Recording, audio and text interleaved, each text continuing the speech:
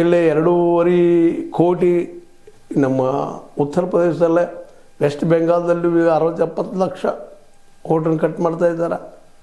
ಹೌದು, ಅವರು ವಿದೇಶಿಯರಿದ್ದರೆ ಅದು ಇದು ನಾಗರಿಕತೆ ಬೇಕು, ಇದಕ್ಕಿಲ್ಲ ಅಂತಲ್ಲ.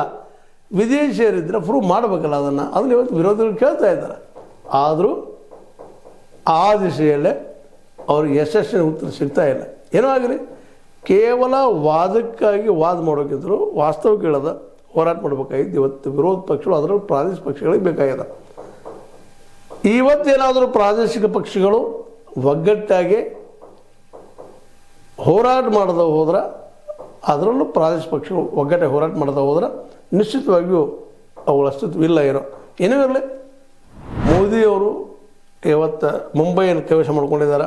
ಫಡ್ನವೀಸ್ ಅದ್ರ ಜೊತೆಗೆ ಕೈ ಜೋಡಿಸಿ ಇವತ್ತು ಒಳ್ಳೆ ರಿಸಲ್ಟ್ ಕೊಟ್ಟಿದ್ದಾರೆ. ಅವರಂತೆ ಗೆದ್ದಿದ್ದಾರೆ. ಇವತ್ತು ಗೆದ್ದ ಮೇಲೆ ಮುಗಿದೋಯ್ತು.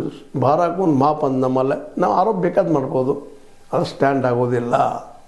ಏನೇನಿದ್ರು ಸುಪ್ರೀಂ ಕೋರ್ಟ್ನಲ್ಲಿ ಸಾಕ್ಷಿ ಬಲಾಢ್ಯ ವಹಿಸಿಗದೆ ಹೋದ್ರೆ ಇದೇನು ಯಶಸ್ವಿ ಆಗಲಾರದು. ಏನೂ ಆಗಲಿ, ಠಾಕ್ರೆ ಅವರ ಈ ಏನು ಭದ್ರಕೋಟೆ ಇತ್ತು ಮುಂಬೈ, ಇವತ್ತು ಅವ್ರ ಕೈ ಬಿಟ್ಟು ಹೋಗಿದೆ. ಇವತ್ತು ಮತ್ತಲ್ಲೇ ಮೋದಿ ಶಾರವರ ಆಡಳಿತ ಜೋರಾಗಿದೆ ಅಂತ ಹೇಳ್ತಾ, ಏನೂ ಇರಲಿ, ಮುಂಬೈ ಇವತ್ತು ಗೆಲ್ಲೋದು ಇನ್ನೂ ಒಂದು ಕಾರಣ ಅಲ್ಲಿರುತ್ತಿರೋದು ಕಾರ್ಪೊರೇಟ್ಗಳು ಎಲ್ಲ ಹೆಚ್ಚು ಮಲ್ಯವರು ಇದ್ದಾರೆ.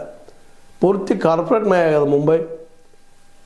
ಯಾವ ನಿಮಗೆ ಗೊತ್ತದೆ ಈಗಾಗಲೇ ಅನೇಕ ವಿಷಯಗಳ ಬಗ್ಗೆ. ಅದರಲ್ಲೂ ಮುಖ್ಯವಾಗಿ ಈ ಧಾರಾವಿ ದೊಡ್ಡ ಸ್ಲಮ್ ಏರಿಯಾ ಅಲ್ಲಿ ಕಾಂಗ್ರೆಸ್ ಬಂದದ. ಆದರೆ ಅದು ಈಗಾಗಲೇ ನಮ್ಮ ಏನಪ್ಪ ಅಂತಂದ್ರೆ ಈ ದೊಡ್ಡ ಕಾರ್ಪೊರೇಟ್ ಈ ಅದಾನಿ ಅವ್ರ ಕೈ ಸೇರಿದಂಥ ರಿಪೋರ್ಟ್ಸ್ಗಳಿದ್ದಾವೆ. ಏನೂ ಇರಲಿ, ಮುಂಬೈ ಇವತ್ತು BJP ಈಗ ಮನಿ ಹಾಕಿದ. ಇನ್ನು ಅವ್ರು ಯಾವ ರೀತಿ ಹೋಗ್ಬೋದು ಅನ್ನೋದು ನೋಡಿದಂಗೆ ಅಲ್ಲಿ ಕಾರ್ಪೊರೇಟ್ಗಳ ದಬ ಇನ್ನೂ ಹೆಚ್ಚಾಗ್ತದೆ ಅಂತ ಹೇಳ್ತಾ, ಏನೂ ಇರಲಿ, ಇದು ನಿಮ್ಗೆ ಲೈಕ್ ಆಗಿರ್ಬೋದು, ಲೈಕ್ ಆಗದೇ ಇರ್ಬೋದು. ಮೋದಿಯವರಂತೂ ಮುಂಬೈ ವಶ ಮಾಡಿಕೊಂಡಿದ್ದಾರೆ. ಮುಂದಿನ ದಿನದಲ್ಲಿ ರಾಜ್ ಮತ್ತು ಅದೇ ಕಾಲಕ್ಕೆ ನಮ್ಮ ಉದ್ಧವ್ ಠಾಕ್ರೆ ಏನು ಮಾಡ್ಬೋದು.